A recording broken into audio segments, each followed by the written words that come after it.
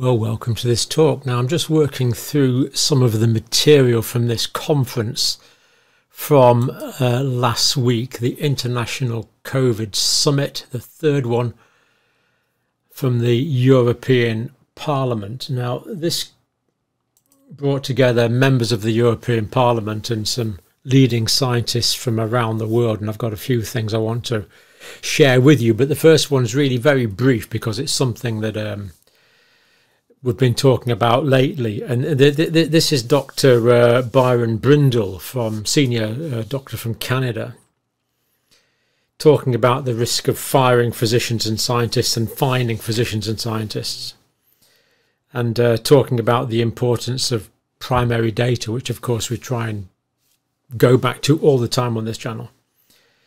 Who defines truth? What is truth? Let's just listen to that clip now. To give us a start on the conference yesterday, please, and we'll conclude with that. Thank you very much.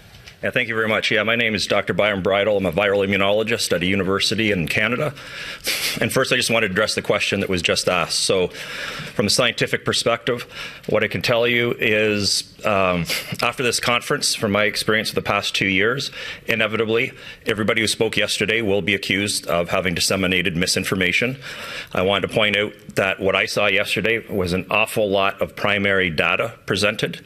And when people are accusing us of disseminating misinformation, they never address the primary data that we have presented, nor do they provide primary data to demonstrate that what we have said is incorrect. So in terms of the future when it comes to science, misinformation is something that we have to be very concerned about.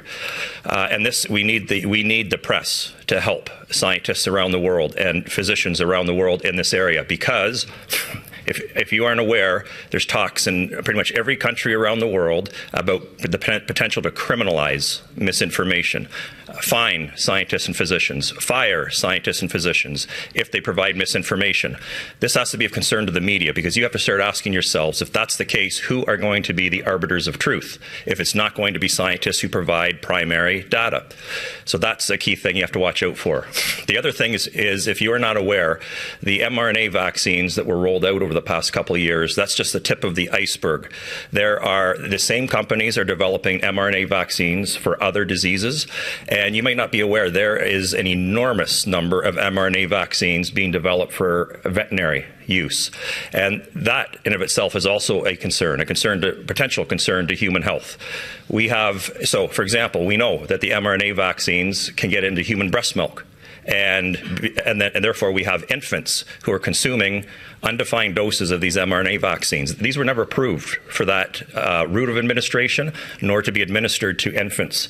And yet we now know that is happening. And if it could get into human breast milk, who's to say that they couldn't get into the milk, meat, and eggs that we consume?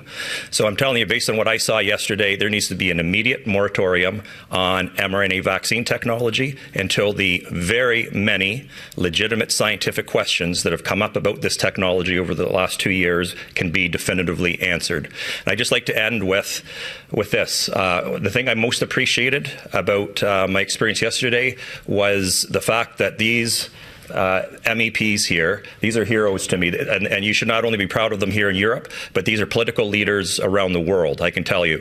So the country that I come from does not allow open discussion about the science underpinning COVID-19. But what was allowed yesterday was uncensored, open, and honest discussion of the hard, objective data underpinning COVID-19 policies. And I would like to thank these MEPs for allowing us to do that. Thank you.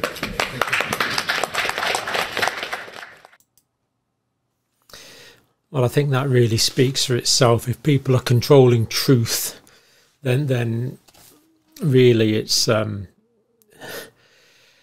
if we don't have science, if we can't talk about science, if we can't openly debate science, as is not possible at the moment in Canada, then where are we? Who is the arbiter of truth? Does it become political opinion? It really is quite frightening. It was expected that Newspeak would finally supersede Old Speak, or Standard English, as we should call it, by about the year 2050. That's from a book called 1984, Will old speak be completely replaced by 2050? Well, the way we're going, it could be quite a lot before that. Let's take this warning seriously. Now, more detail on that. I'm just working on a summary press conference at the moment, so more to come, and I'm going to share what I can with you on this. And it's just a disgrace that mainstream media has not picked this up. But thank you for watching.